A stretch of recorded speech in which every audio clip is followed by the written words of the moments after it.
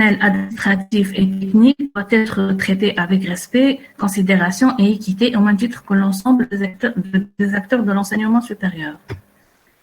Ensuite, le personnel a le droit, lors des examens de recrutement, de l'évaluation, de nomination, de promotion et à un traitement objectif et impartial.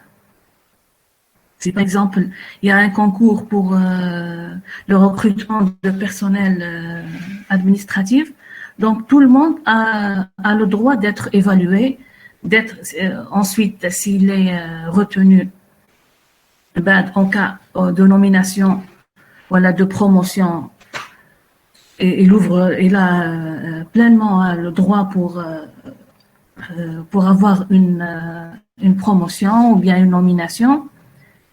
Et bien sûr, il a aussi le droit d'avoir un traitement objectif et impartial. Tout le personnel de l'administration doit être traité de la même manière, sans exception. Ce personnel administratif et technique, il ne doit pas subir des harcèlements ni aucune discrimination dans l'évolution de sa carrière. Donc, on doit travailler dans des conditions de sécurité et pas de pression et d'harcèlement.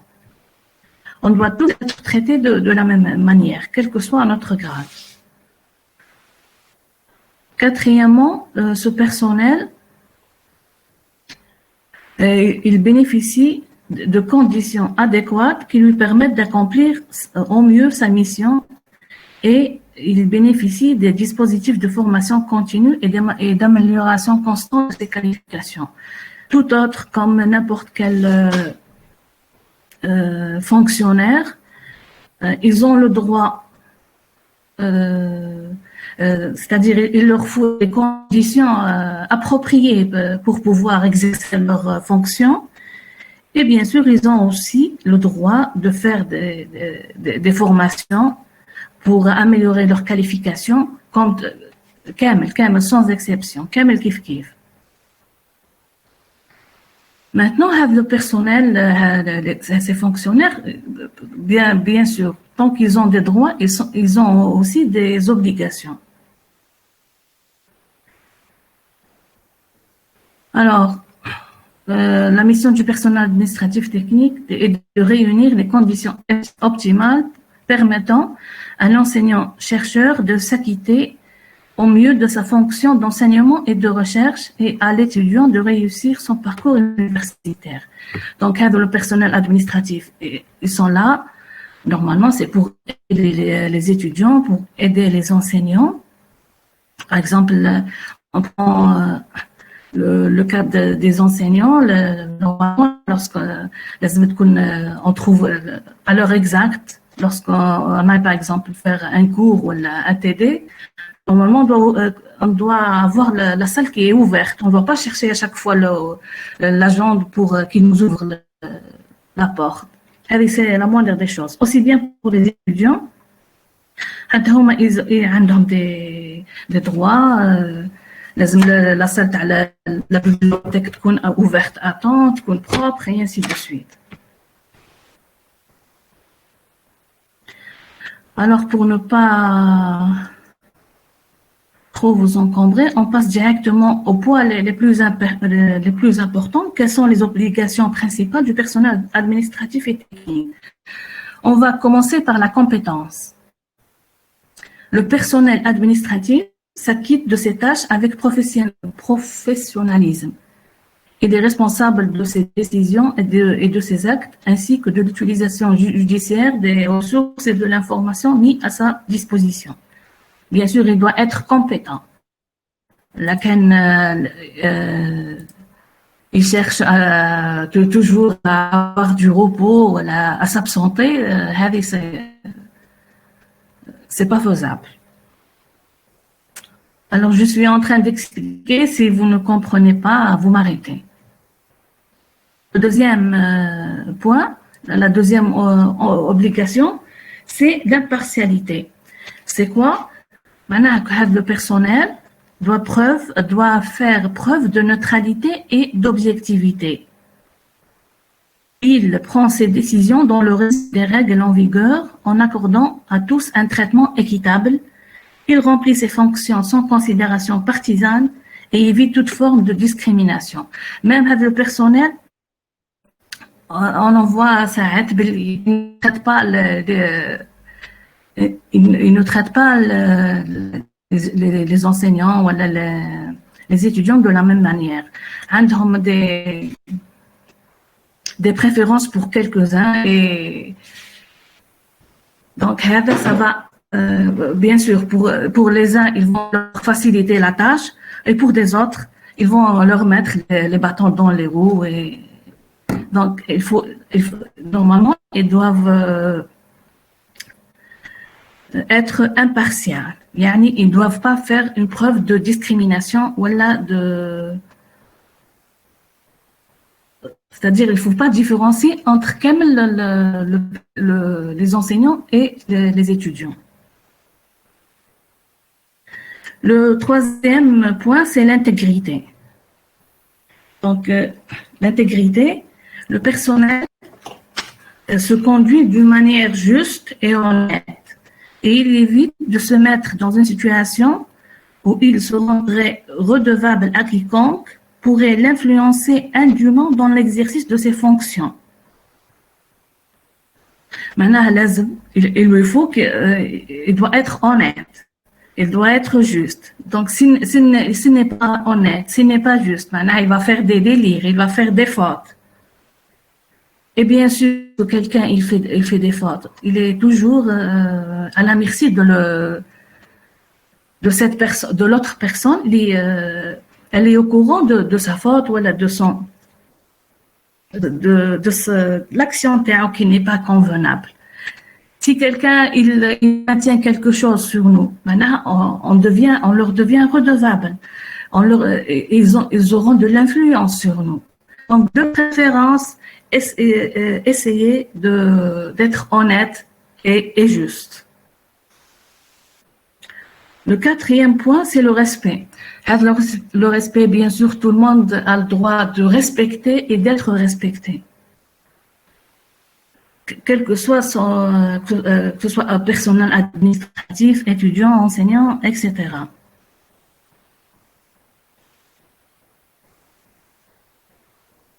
Alors, on vous dit que le respect, le personnel administratif manifeste à la considération de toutes les personnes avec qui il agit. Il fait preuve de courtoisie, d'écoute et de discrétion. Donc, il faut être à l'écoute de tout le staff universitaire. Et bien sûr, il doit faire aussi une preuve de discrétion. Maintenant, il doit pas divulguer des informations sur les uns ou les autres. Alors, on passe à la confidentialité.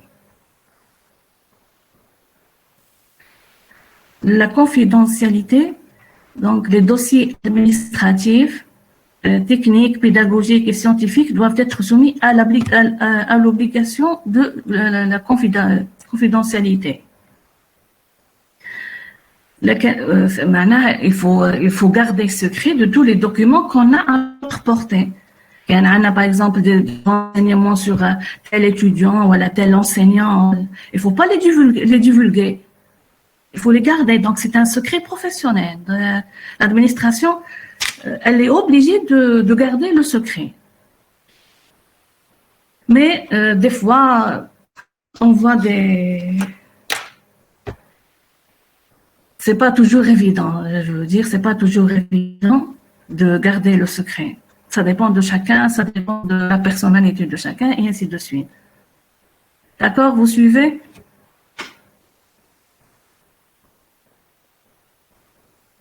Oui, madame.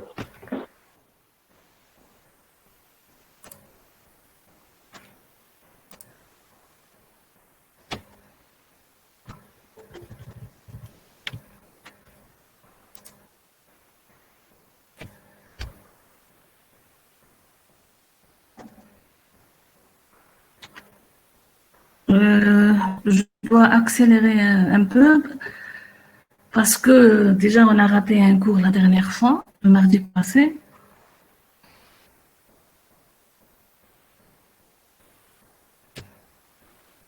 Aussi, donc, parmi les droits de ce personnel administratif et technique, c'est la transparence.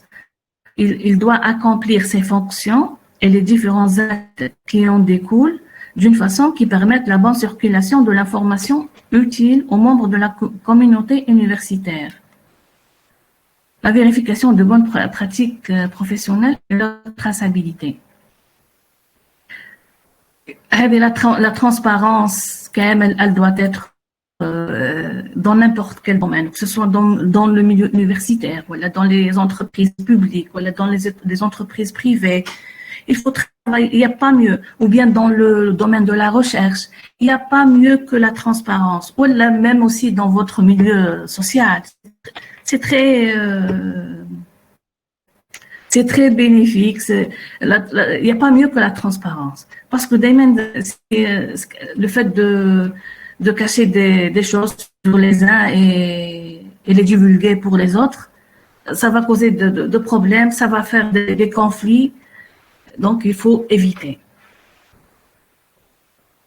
Le dernier point, donc, c'est pas un droit, ce sont des obligations. Donc, la dernière obligation, c'est la performance. Le service public rendu à travers le personnel par les établissements d'enseignement supérieur doit également obéir à des critères de qualité qui impliquent l'obligation de traiter leur acteur avec égard et diligence. En pratique, l'obligation de traiter l'enseignant et l'étudiant avec égard signifie que le personnel administratif et technique adopte un comportement poli et courtois. Donc, le personnel, il doit se comporter avec les étudiants, d'une façon polie et courtoise. Et c'est vrai, même et vice versa, même les enseignants et les étudiants, ils sont obligés aussi de courtoiser avec le personnel administratif et de les respecter. Il faut être poli. Donc, ce sont les principaux obligations du personnel technique et administratif. Maintenant, on va voir ce que veut dire l'éthique et la déontologie dans le monde du travail, puisqu'on entend toujours parler de l'éthique et de la déontologie. Premier point, la confidentialité. Donc, ce sont les points, il y a 4 ou 5 points qui sont bien détaillés.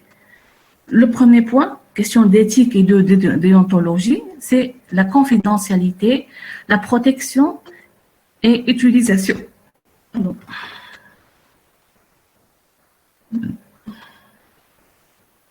Pardon.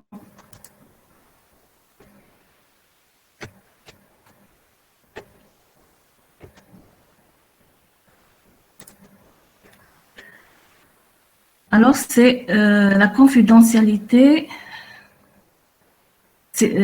Tous les collaborateurs sont responsables pour l'utilisation correcte des biens de l'entreprise, aussi bien informations confidentielles, renseignements, etc. Parmi les biens de l'entreprise, qu'est-ce que ça veut dire un bien de l'entreprise? On a les biens, premièrement, biens et installations de l'entreprise. D'une opération. Par exemple, d'après vous, une entreprise, qu'est-ce qu'elle a comme bien? Quel est le bien d'une entreprise ou n'importe quel organisme, que ce soit public ou étatique? C'est quoi les biens d'une entreprise ou une société, par exemple? Les bénéfices. Les bénéfices.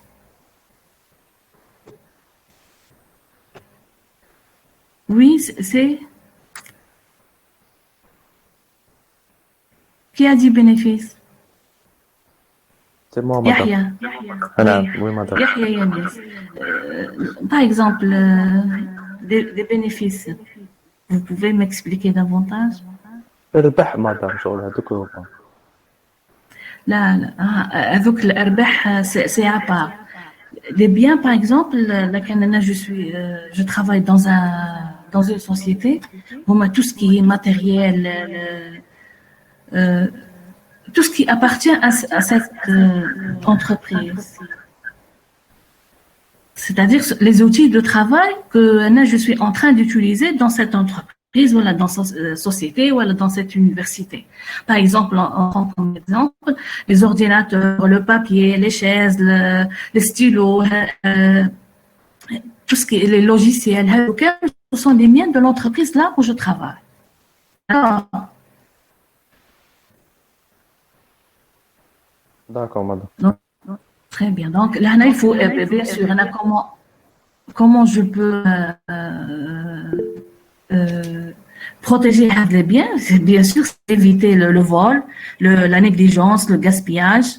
Donc, parce que il a un impact direct sur la rentabilité de l'entreprise. Et bien sûr, tout ce qui est bien doit être S'il vous plaît, désactivez le micro, juste parce que j'ai il y a une répétition de ma voix, donc ça me gêne. D'accord, madame, s'il vous plaît, parce qu'il y a des gens qui vous devez les accepter. Alors là, c'est toujours mais je vois pas j'ai pas la liste devant moi.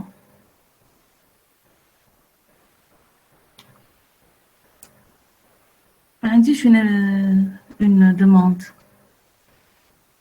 C'est ça le problème qui se pose. Je vous demande d'accepter les invitations. D'accepter les invitations, vous aurez l'accès direct.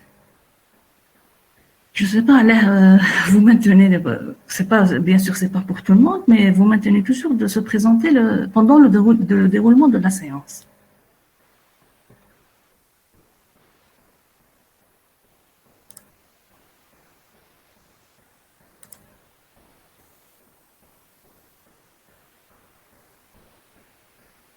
Je sais pas, là, j'ai pas la notification.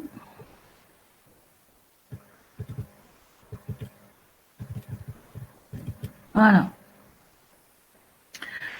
Alors, maintenant, le deuxième point, c'est de protéger les informations confidentielles.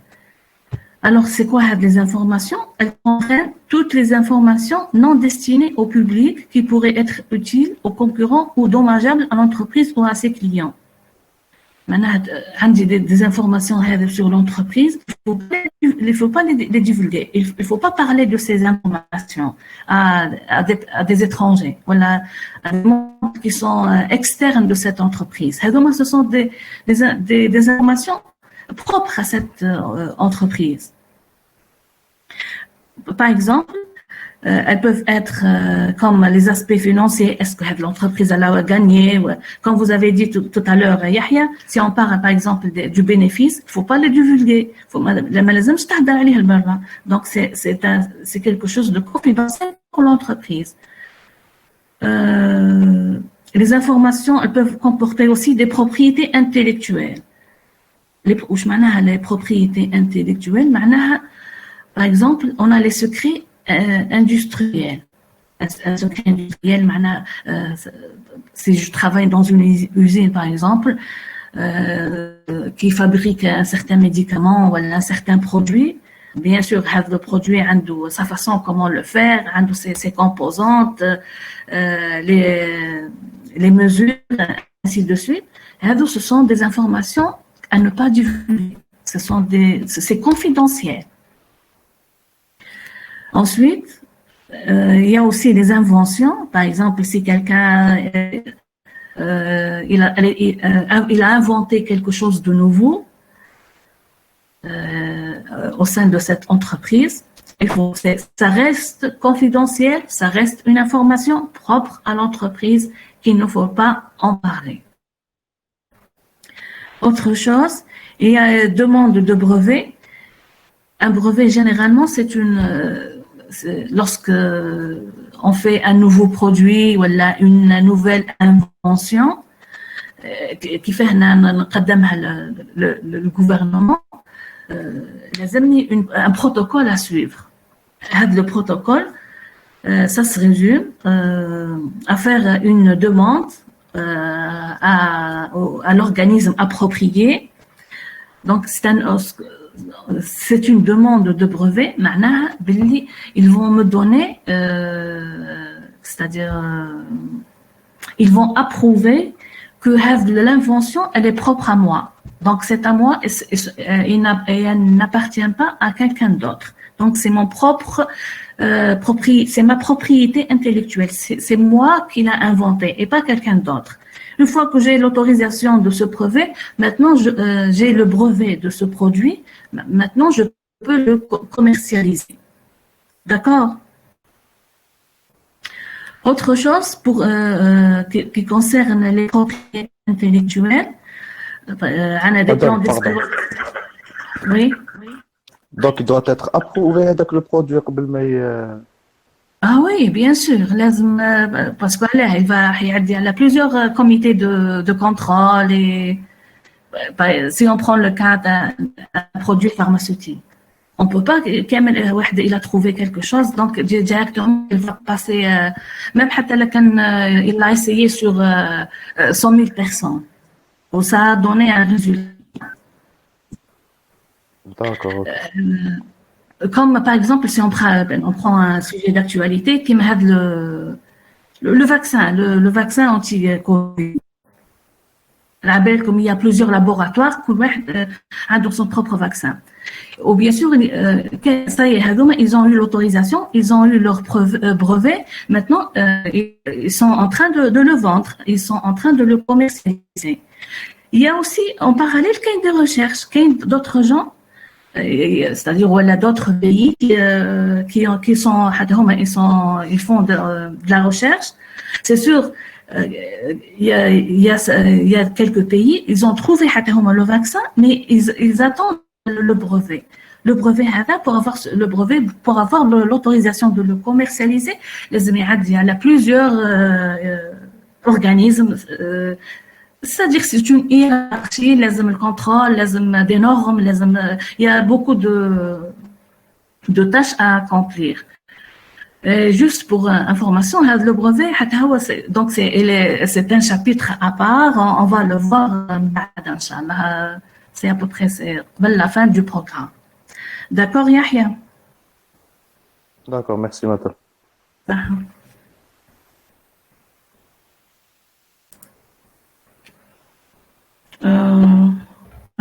Maintenant, on parlait de propriété secret industrielle, les plans, les stratégies commerciales, les stratégies avec l'entreprise, comment elle fait pour gagner, et ainsi de suite, des idées d'ingénierie et de fabrication, des designs, des formes, ainsi de suite, des conceptions nouvelles, des tarifications. Par exemple, si on prend le moindre des choses, si quelqu'un travaille dans une grande surface ou qu'il y a une autre grande surface qui est concurrente, si cette grande surface elle a décidé de baisser, par exemple, le prix de quelques produits, cette information ne doit pas être divulguée parce que c'est pour éviter que l'autre grande surface concurrente elle va faire la même chose. Donc chacun a ses tactiques, chacun a ses plans. Faut pas en parler. Il faut rester confidentiel. Ensuite, on a des produits de services en cours du développement. Bien sûr, il y a aussi qui est très importante, c'est la base de données. La base de données heavy, je travaille dans un bureau d'études, par exemple privé, voilà, dans une boîte, je ne sais pas quelle fonction elle a. L'organisme, la boîte, le bureau d'études, عنده sa base de données. Je travaille sur, bien sûr, vous faites de l'équipement de l'habitat, c'est ça? Vous êtes des ingénieurs, vous serez les futurs ingénieurs de l'équipement de l'habitat. Oui, madame. par exemple, qu'est-ce que vous aurez besoin de quoi pour faire votre projet, par exemple? Quel type de données vous avez besoin? Lorsque vous allez préparer, Inch'Allah, votre PFE l'année prochaine, Inch'Allah, votre projet de fin d'études, votre mémoire, est-ce que vous pouvez me donner des exemples de données que vous aurez besoin pour travailler, avec lesquelles vous pouvez travailler?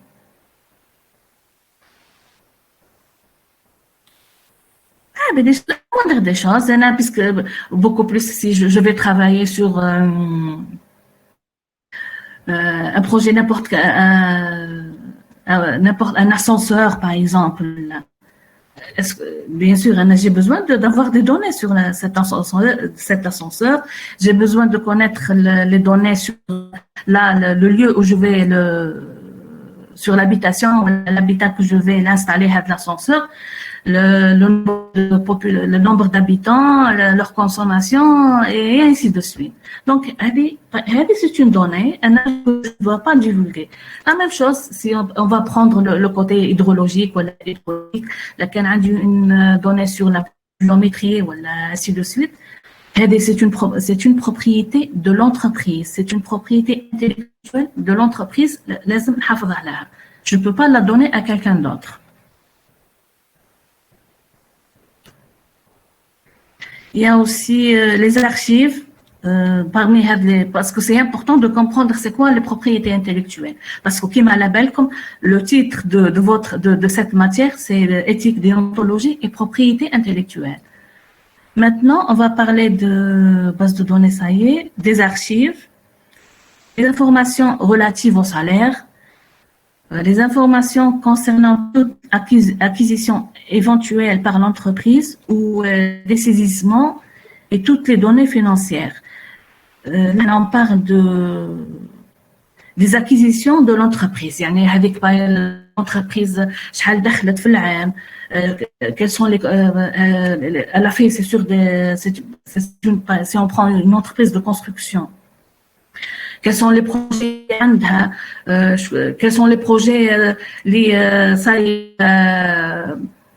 c'est-à-dire on l'a payé sur ses travaux et les autres les mazals en cours, ainsi de suite. Quels sont les projets où il y a eu un dessaisissement, par exemple dessaisissement, fin de tâche, on n'a plus ce projet en cours. Donc, ce sont des informations confidentielles. Il faut les protéger. Et bien sûr, il faut les protéger pour vous protéger vous-même, premièrement. Allez, parce qu'en cas de rôle, comme vous avez divulgué des informations, généralement, ça sera votre licenciement. Donc, alors vous allez perdre votre travail. Autre chose, vous suivez? Oui, madame. Et les autres, alors, vous êtes avec moi ou là, out? أنا معك مدام. Alors, il faut m'encourager. Il me faut des encouragements de temps en temps. Comme ça, je sens comme vous êtes là. Je suis en train de travailler, je suis pas en train de me parler. D'accord? D'accord, madame. صح أسامة.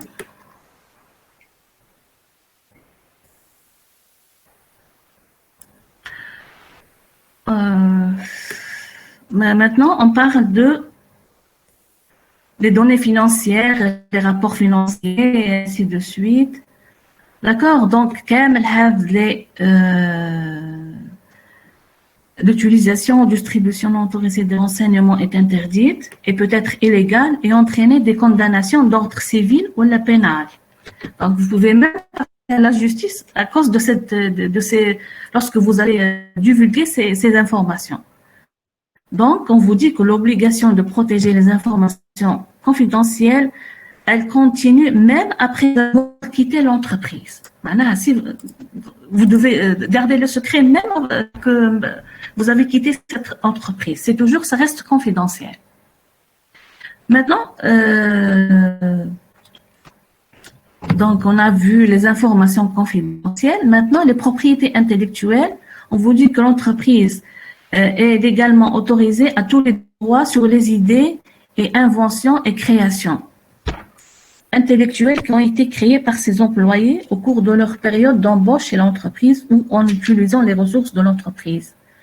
Maintenant, si vous avez travaillé dans cette entreprise et vous avez créé quelque chose, vous avez inventé quelque chose, un projet, voilà, dans cette entreprise, le droit, la propriété de cette invention, elle revient à cette entreprise. Parce que vous avez utilisé les moyens de cette entreprise. Donc, ça reste une propriété intellectuelle.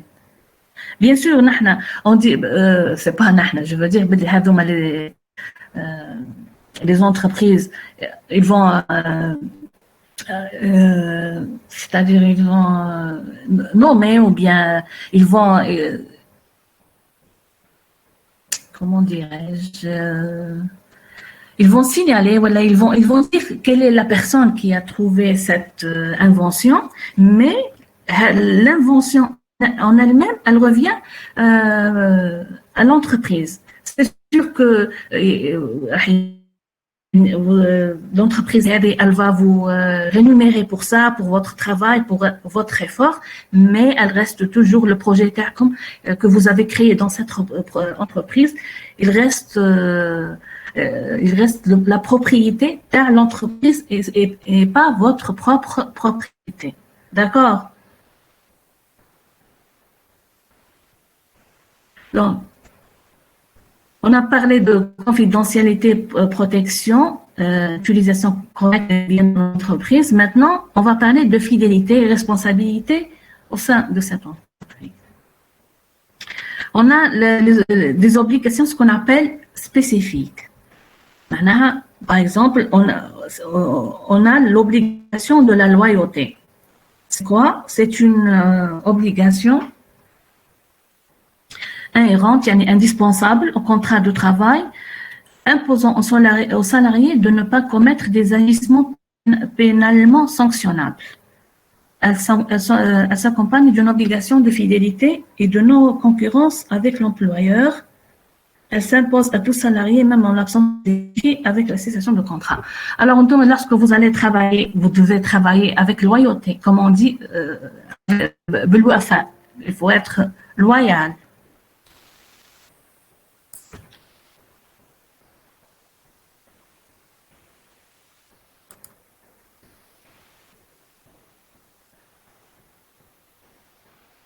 فلا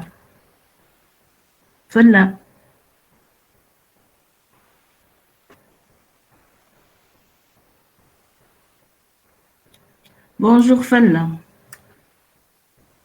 Bonjour, madame. Et alors, il est 9h37. Je m'excuse, madame. Falla pour tout le monde. Il faut accepter les invitations directement. D'accord. Pour la énième fois. D'accord, madame.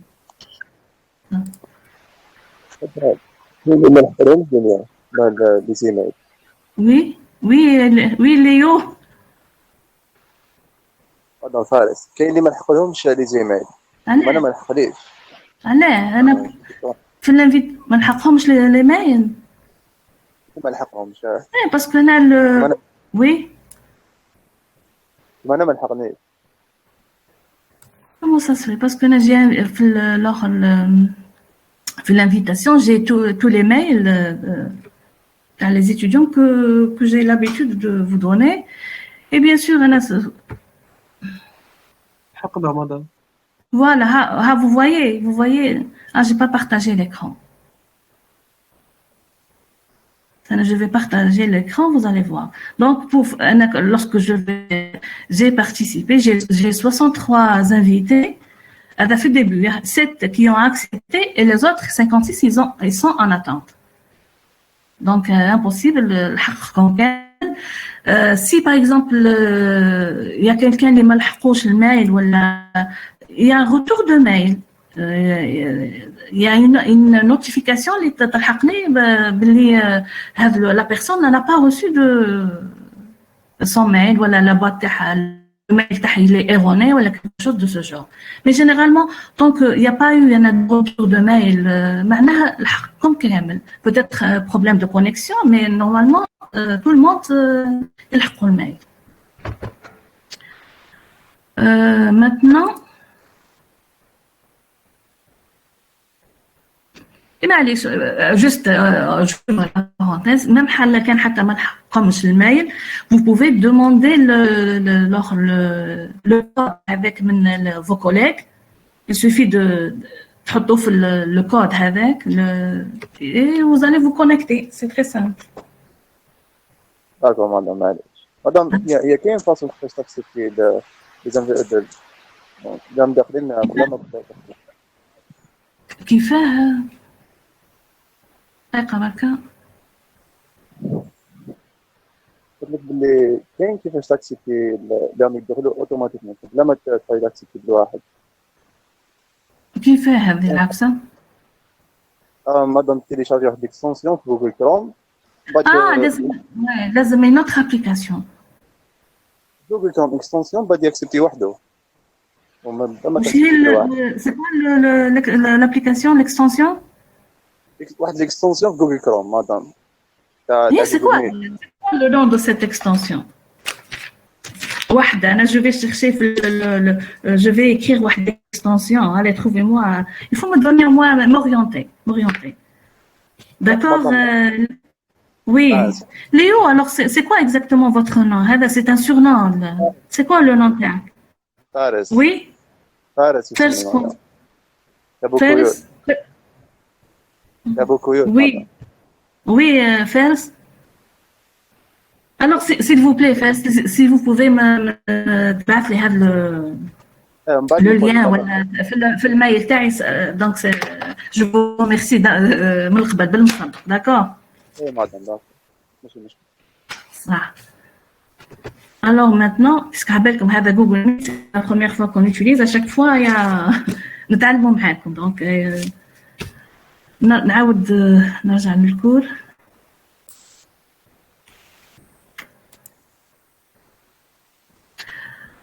Alors maintenant on a parlé de la loyauté. معناها vous devez être loyal, l'entreprise هذه, c'est la moindre des choses. Elle s'accompagne d'une fidélité. Donc la loyauté, c'est la fidélité et la non-concurrence envers l'employeur. Donc là aussi, c'est très important. Certains fonctionnaires ont ce qu'on appelle un excès de zèle. Maintenant, ils veulent se montrer, des informations. Des fois, ils vont même concurrencer leur patron ou leur employeur. C'est vrai, quand vous avez donc vous avez des capacités intellectuelles ou des capacités autres l'employeur ou le directeur, mais il faut le respecter. Même si vous voulez leur faire, par exemple, passer une information, il faut savoir le faire. Il faut le dire poliment et pas en concurrence. Comme si je vous dépasse, je suis mieux informé que vous. Les choses, il faut les faire discrètement, il faut les faire poliment, il faut les faire pour éviter un litige entre vous et votre employeur. Donc, évitez tous ces actions. Les actions, il faut les éviter.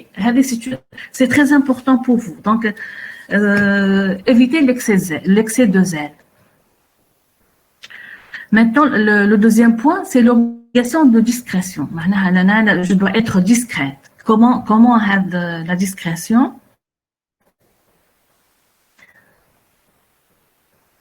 Le salarié est tenu de cette obligation de secret professionnel envers.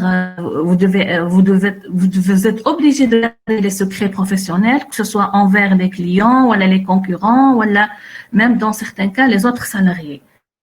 par exemple, vous occupez une tâche importante, vous êtes chef de service, ou la sous-directeur, et ainsi de suite.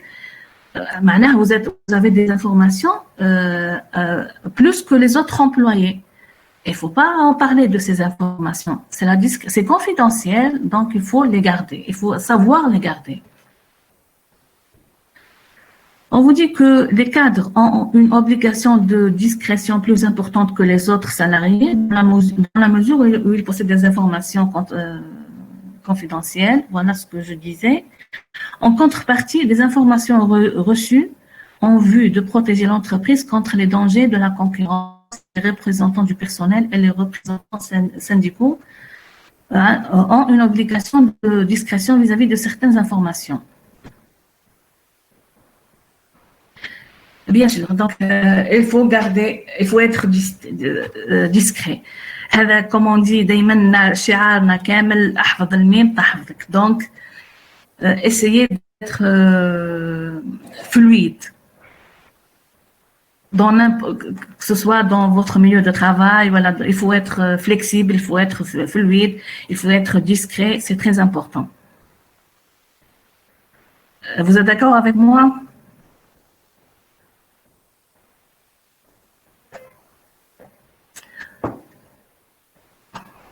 Alors, maintenant, vous êtes d'accord, voilà, vous n'êtes pas d'accord. Maintenant, on a l'obligation de la réserve.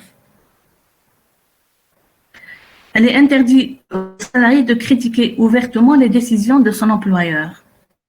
Comme je disais tout à l'heure, c'est le non-respect.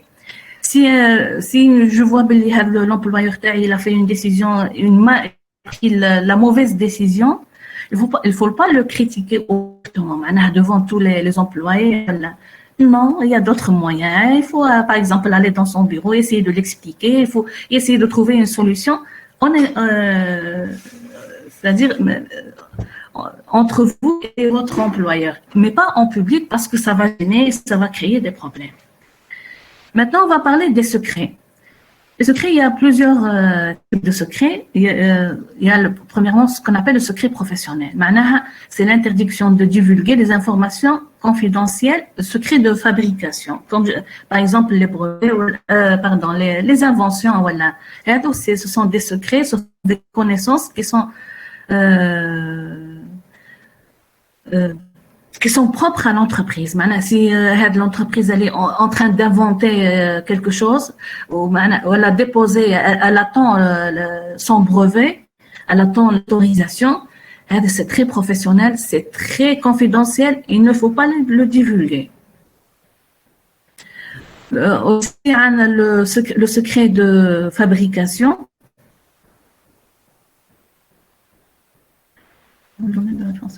Par exemple, on vous dit que le dispositif législatif ou réglementaire est loin d'être rigoureux en matière de secret industriel qu'il ne l'est, pour des raisons historiques. Dans le domaine de la défense nationale, l'éthique et le système de valeurs laquelle vous travaillez, par exemple, sur la défense nationale. C'est sûr, des secrets d'armement, des secrets d'équipement, des secrets de tactique et ainsi de suite. Donc, ça doit rester confidentiel.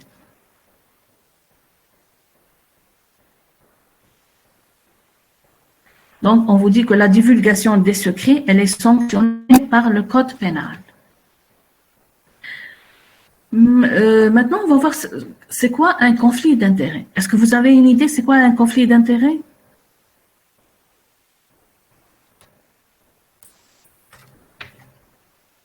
Non, madame. Oui. Non. Voilà. Maintenant, par exemple, si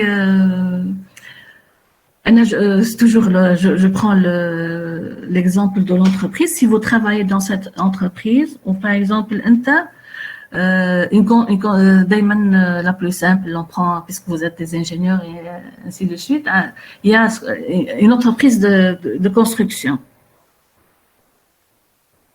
L'entreprise heavy, par exemple, il se peut que l'entrepreneur, il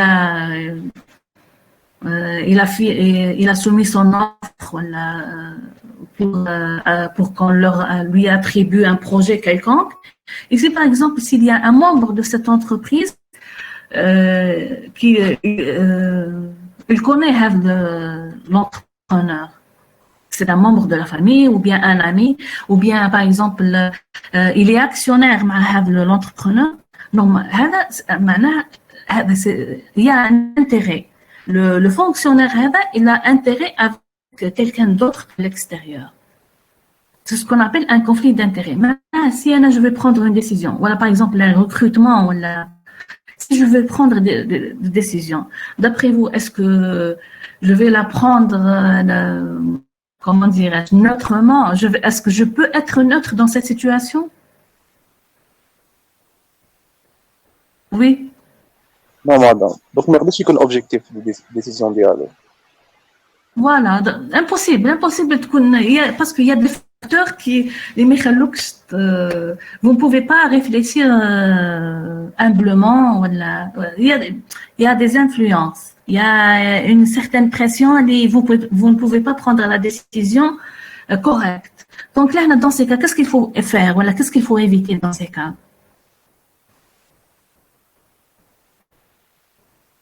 Normalement, qu'est-ce qui doit se faire? Si vous êtes un parent, vous avez un intérêt avec la personne, par exemple, c'est de ne pas prendre cette responsabilité, c'est de laisser quelqu'un d'autre agir à votre place. Mais nous, généralement, c'est le contraire. Si on connaît quelqu'un, c'est le contraire. Que ce soit dans le recrutement, voilà. C'est vrai, c'est pas tout le monde, bien sûr, c'est n'importe où. C'est pas, au contraire, on va essayer d'interférer, on va essayer d'agir, on va essayer d'influencer la personne ou bien elle a son projet ou bien cette personne soit recrutée et ainsi de suite. Normalement, pour l'éthique, éthiquement, je dois charger quelqu'un d'autre pour le faire. Normalement, ce qui doit être fait.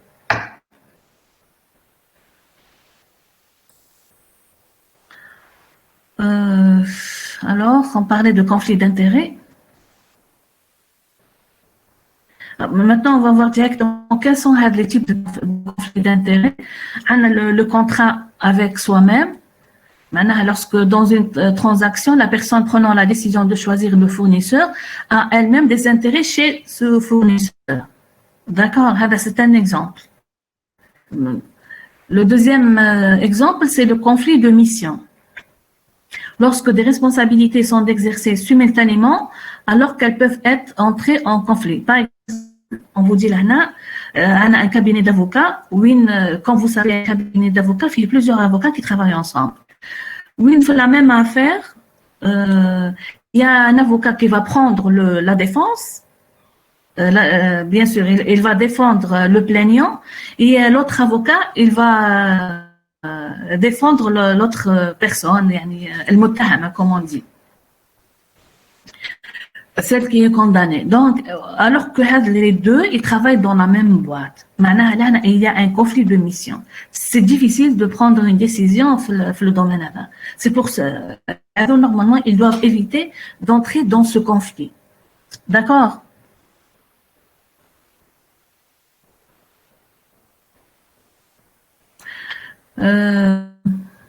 Mais il y a aussi ce qu'on appelle les intérêts familiaux.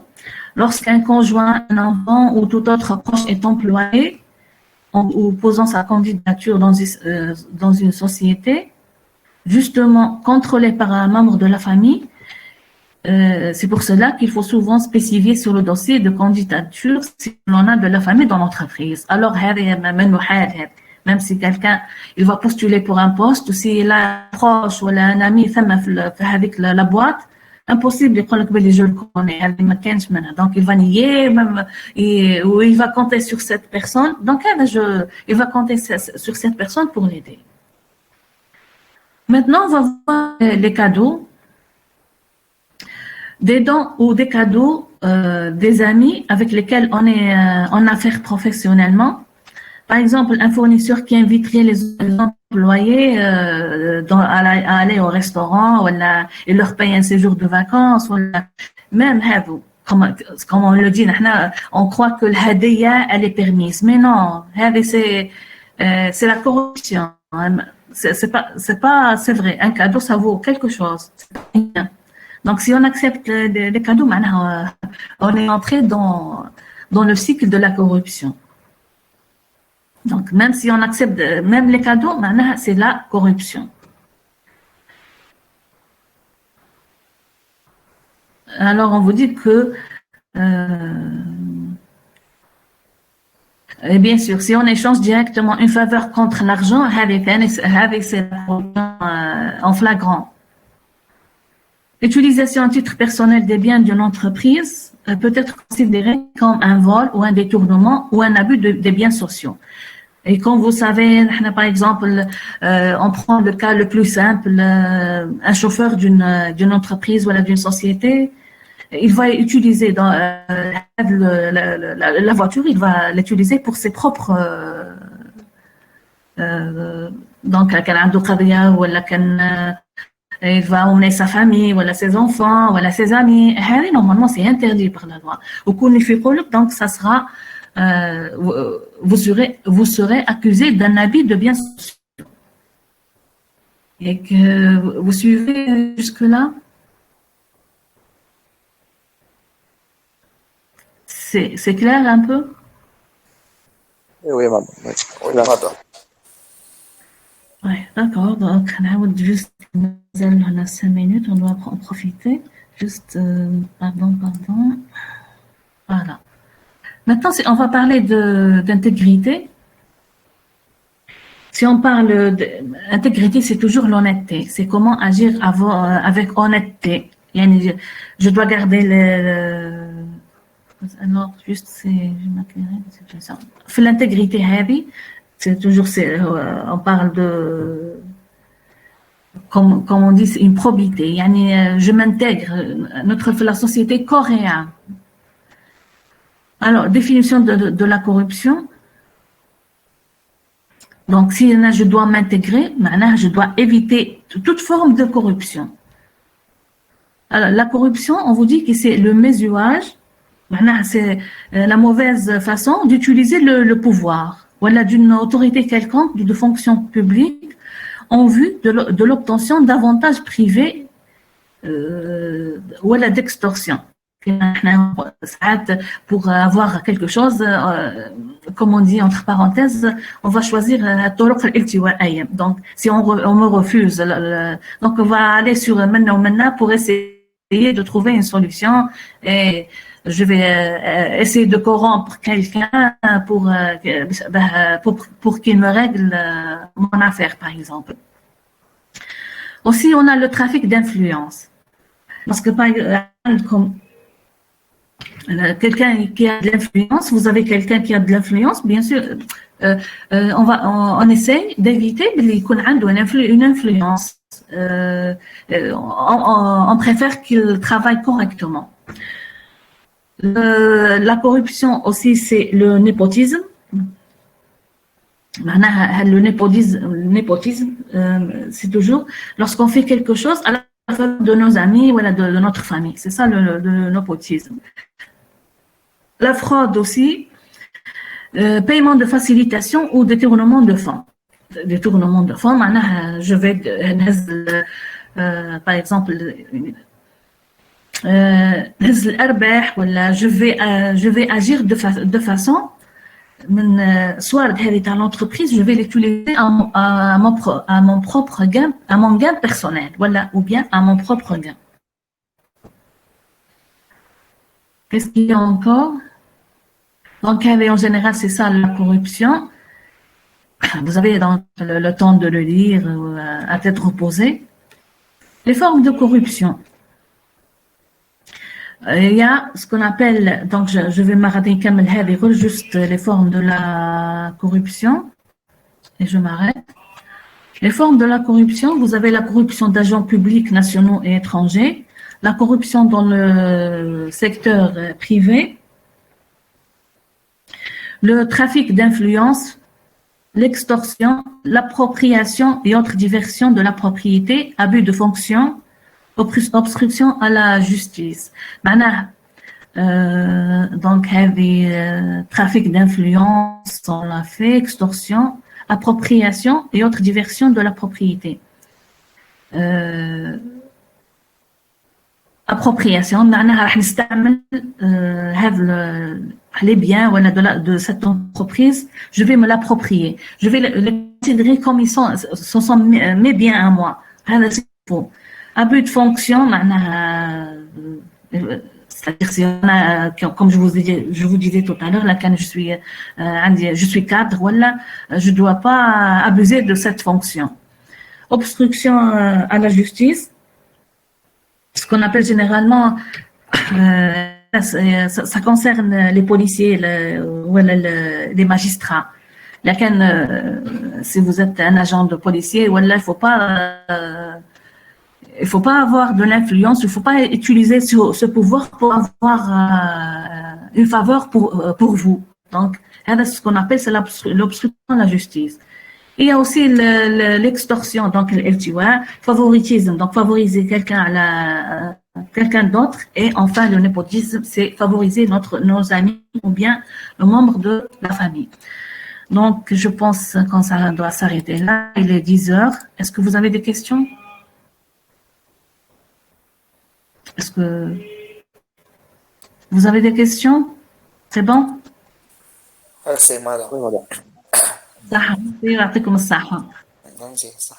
هاي صح. Merci, إن شاء الله. madame.